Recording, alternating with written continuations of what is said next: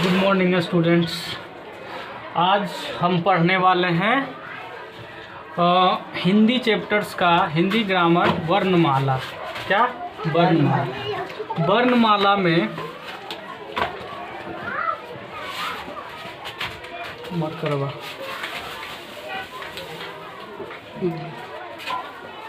चलो देखो, वर्ण पहला सीखेंगे। क्या वर्ण क्या है? क्या है वर्ण? क्या है वर्ण? क्या है वर्ण?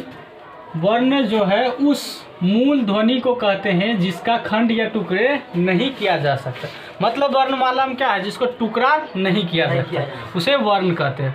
वर्ण का मतलब क्या आता है? जिसका खंड या टुकड़ा नहीं किया। जैसे में समझना है कि जैसे दिया गया है अ आ ई क, जैसे कि इसका खंड या टुकड़ा इससे अब छोटा नहीं हो सकता। तुम सब इधर ध्यान दो, ठीक है? सिर्फ सुनना है। तो वर्ण किसे कहते हैं? वर्ण उस मूल ध्वनि को कहते हैं जिसके खंड या क्या है? टुकड़े नहीं किया जा सकता। जैसे में अ ई क च ये सब हो गया है ना। पूछेगा, ऑब्जेक्टिव में पूछेगा तुमको बोर्ड में कि वर्ण की संख्या कितनी होती है? टोटल वर्ण की संख्या कितनी होती है? 52। कितनी? 52। वर्ण की संख्या कितनी होती है? 52। वर्ण कितने प्रकार के होते हैं? 2 प्रकार के। एक बताएं स्वर वर्ण। एक क्या है? स्वर वर्ण। दूसरा क्या है? व्यंजन वर्ण। क्या है? व्यंजन वर्ण। दूसरा क्या है? व्यंजन वर्ण।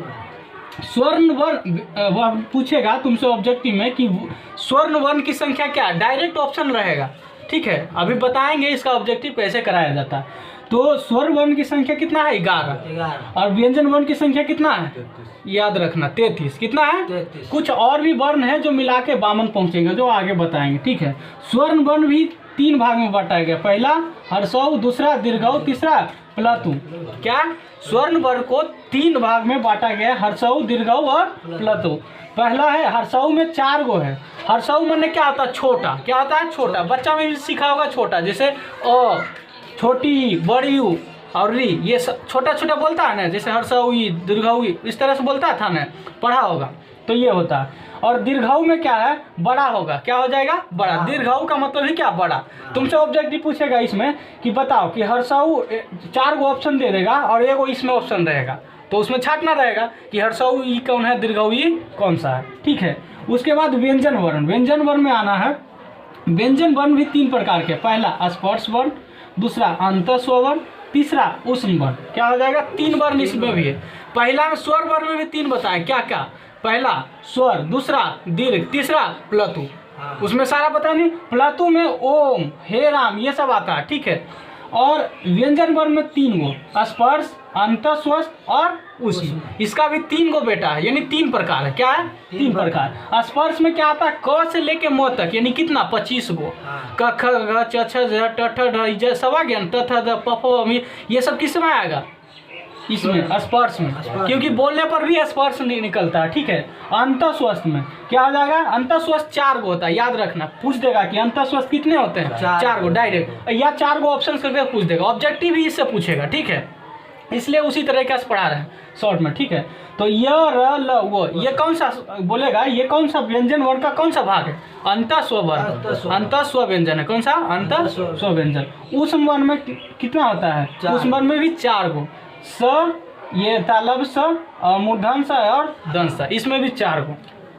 अब चलो, इतना समझ में आ गया यहाँ तक? समझने का, इतना समझने के बाद अब इस पर हम कुछ ऑब्जेक्टिव कराएंगे। तो फिलहाल इसको उतारो, इसको पॉज करते हैं।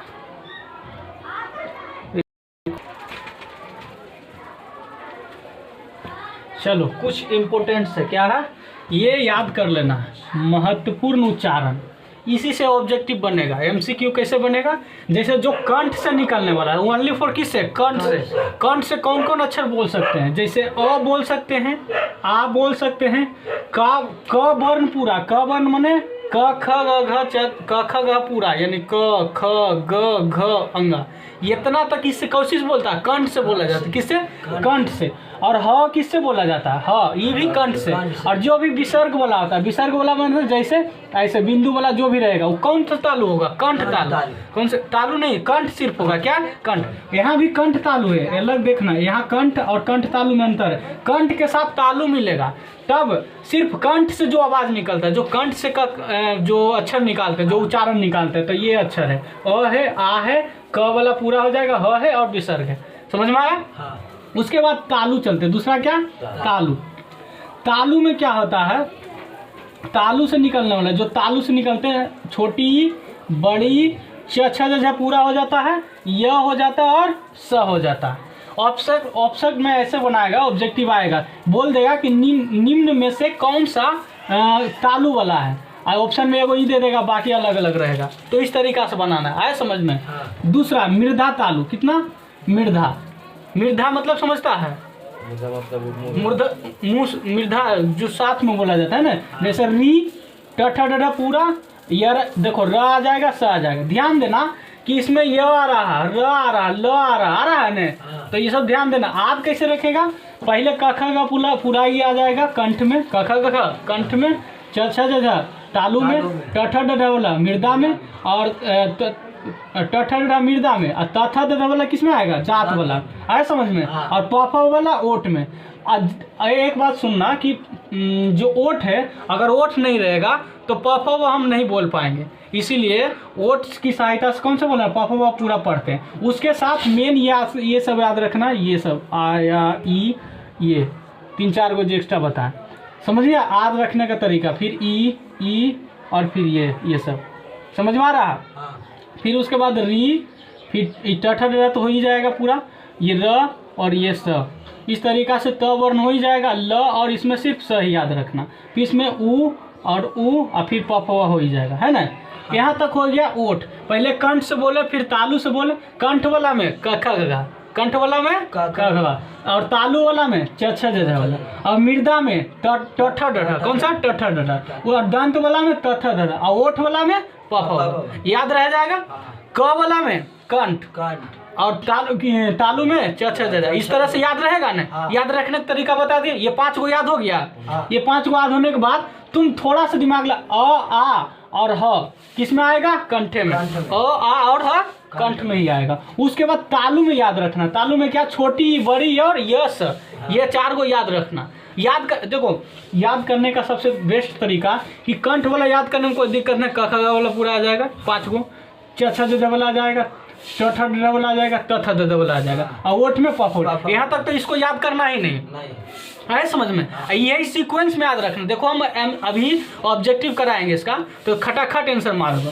तो आप कंठ में अ आ और क और ये हो जाएगा, ये हो जाएगा, ये हो जाएगा, इस तरीके से याद रखना।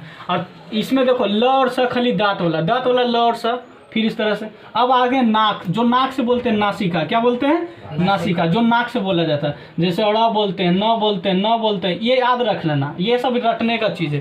ड़ नाक से ऐसे बोल के बोलेगा ना तो नाक से निकलेगा, है ना? नाक से निकलेगा। ड़ ड न म, ये कंठ तालु में 2 याद रखना। अब देखो कंठ भी यहाँ भी सिर्फ लिखा है, यहाँ भी। तो क्वेश्चन ध्यान से बोलना कि कंठ तालु पूछेगा। कंठ के साथ क्या लगा है? तालु। कंठ के साथ तालु, यानी ये दोनों मिला हुआ, कंठ और तालु मिला के क्या बना है? ए और ऐ। समझ में? ये दोनों मिला के क्या बना? कंठ और तालु, ए और ऐ। उसी तरह से दंत और तालु मिला के, दंत और तालु, इधर बताएं, दंत और तालु मिला के दोनों ब से बोलते हैं। ठीक है, दंत, ये सब याद करना आसान है, सिर्फ ब, दांत में और तालु मिला के। दूसरा कंठ और ओष्ठ मिला के, क्या है? कंठ और ओष्ठ मिला के ओ और अ। आया समझ में? अब इस पर देखो जो पढ़ाए अभी, अब इस पर देखो ऑब्जेक्टिव कैसे एग्जाम पूछता है बोर्ड, हम आगे चर्चा करते हैं। ठीक,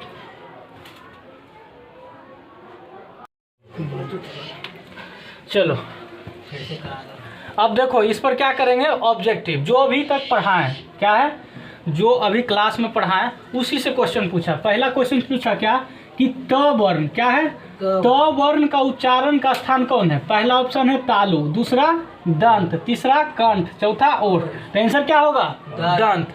पढ़ाए थे ना कि दंत तालु में त थ पूरा आ जाएगा, कंठ तालु में क ख ग पूरा आ जाएगा। इस तरह से ऑप्शन रहेगा। हाँ। तो वो जो थ्योरी बताए हैं उससे बाहर तुमको क्वेश्चन नहीं रहेगा। समझ में आया ना?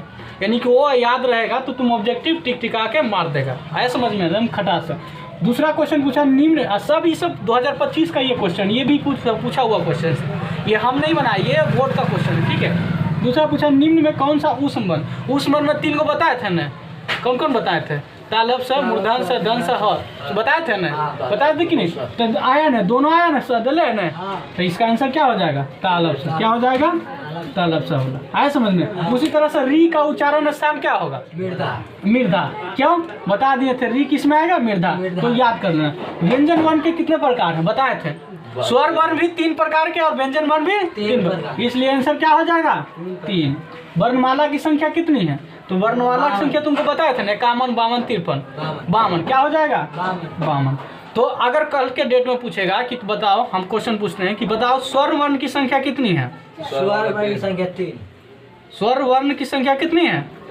3। संख्या पूछ रहे हैं, ध्यान से मारना, गलती कर रहा है ना। स्वर्ण वर्ण की संख्या कितना होगा? 11 लिखा है रे। व्यंजन वर्ण की संख्या कितना लिखा है? 44 ने लिखा है रे। हाँ, 44। उसके बाद अगर प्रकार पूछेंगे तब ना तुम 3 बताएगा। आ रहा समझ में? तो यही छोटी छोटी बोर्ड में क्या होगा? गलती होगा आंसर। आया समझ में? तो आज की कक्षा यहीं तक रहेगी समाप्त। तो थैंक यू वेरी मच।